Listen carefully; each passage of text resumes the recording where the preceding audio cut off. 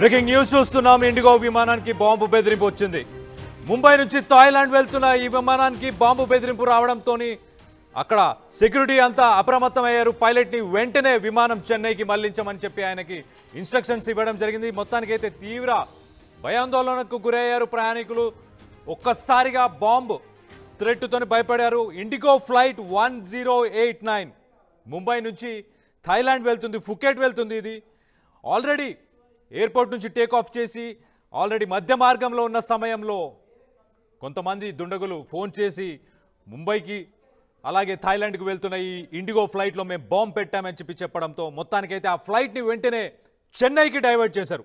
చెన్నైకి డైవర్ట్ చేసి చెన్నైలో ల్యాండ్ అయ్యేలాగా చేశారు. చెన్నైలో ల్యాండ్ అయిన తర్వాత సిఐఎస్ఎఫ్ అలాగే ఎయిర్పోర్ట్ బాంబ్ స్క్వాడ్స్ వీళ్ళందరూ హుటాహుటిన ఆ ఫ్లైట్ దగ్గర చేరుకొని దాని సెక్యూరిటీ దాన్ని మొత్తం చెక్ చేసే ప్రయత్నం చేశారు.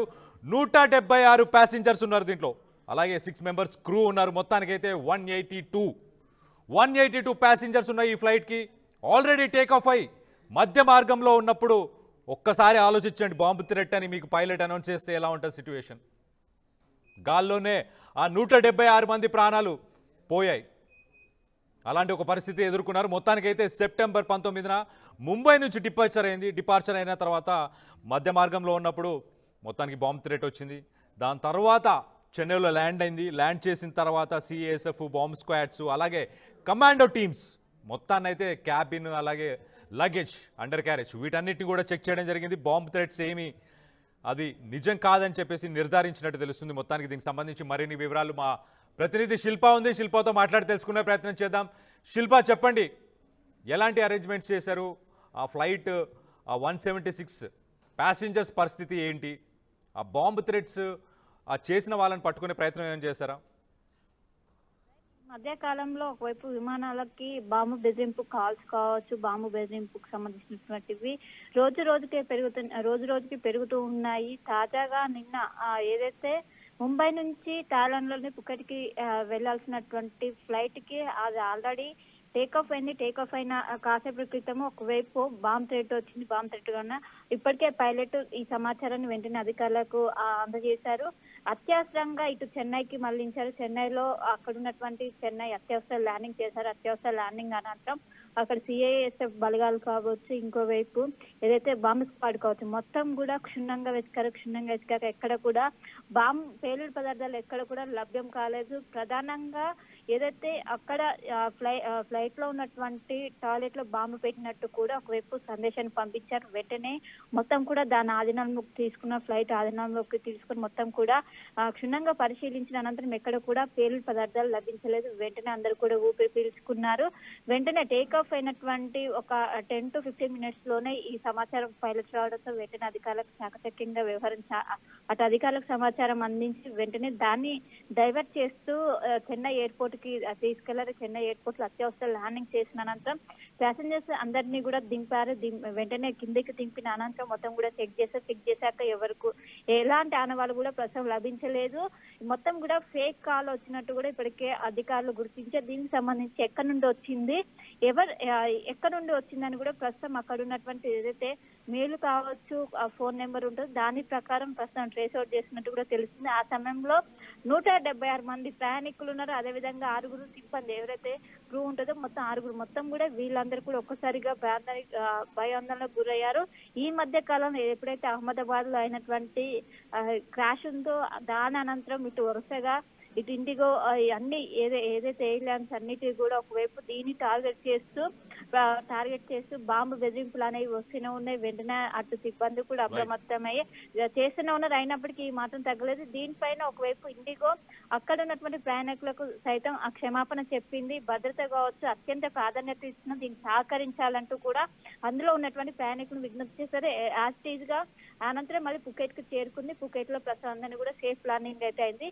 మొత్తం మీద ఎలాంటివి పేలుడు పదార్థాలు దొరకపోవడంతో అందరూ కూడా ఊపిరి పీల్చుకున్నారు. దీనిపైన ఇండిగో అధికారికంగా కూడా ప్రకటన చేసింది. ఎలాంటివి నష్టం కూడా వాటిలో లేదంటూ కూడా చెప్పుకొచ్చింది. Right Shilpa, thanks for the latest update. మొత్తం మీద అయితే ఇండిగో ఫ్లైట్ 1089 6E1089 అనే ఒక ఫ్లైట్ ఏదైతే ముంబై నుంచి ఫుకెట్ థాయిలాండ్కి బయలుదేరిందో ఒక హాలిడే డెస్టినేషన్ అని చెప్పుకోవాలి. అలాంటి ఒక హ్యాపీ మూడ్ హాలిడే మూడ్లో వెళ్తున్న ప్రయాణికులందరికీ ఒక్కసారి షాక్.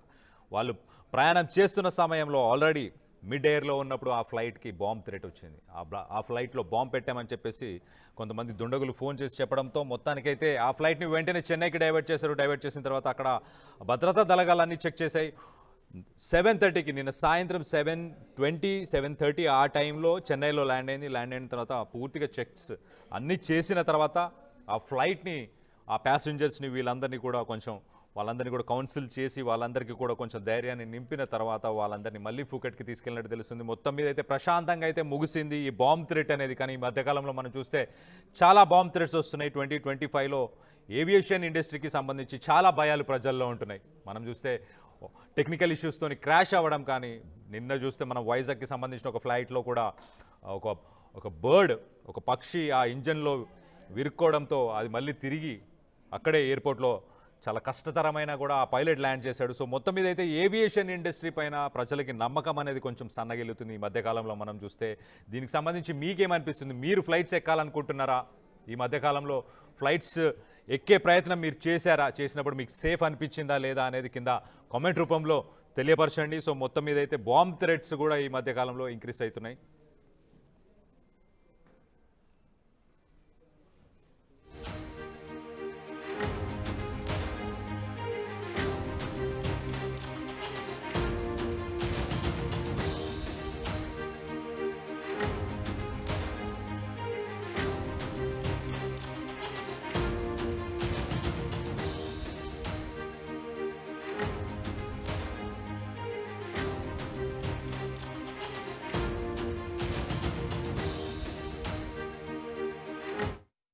ఈసారి కూడా టైంకే కన్స్ట్రక్షన్ చేసాం. బిల్డింగ్ కూడా స్ట్రాంగ్ చేసాం. క్లయింట్స్ ని సాటిస్ఫై చేసాం. గుడ్ విల్ కూడా ఇంప్రూవ్ చేసాం. ఏం చేసామో కాదు, ఇంకేం చేయాలో ఆలోచించండి. ఇంకేం చేయాలి?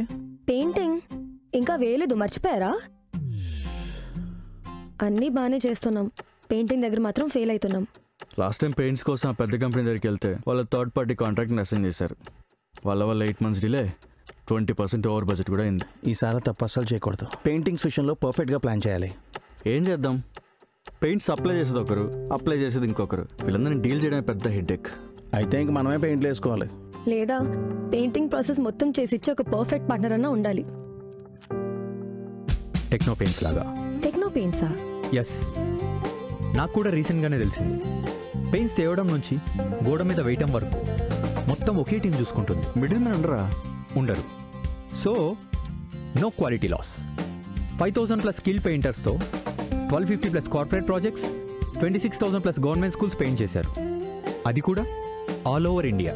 వావ్, థర్డ్ పార్టీస్ కూడా ఉండరు కాబట్టి మనకు డెడ్ లైన్స్తో కూడా ప్రాబ్లం ఉండదు.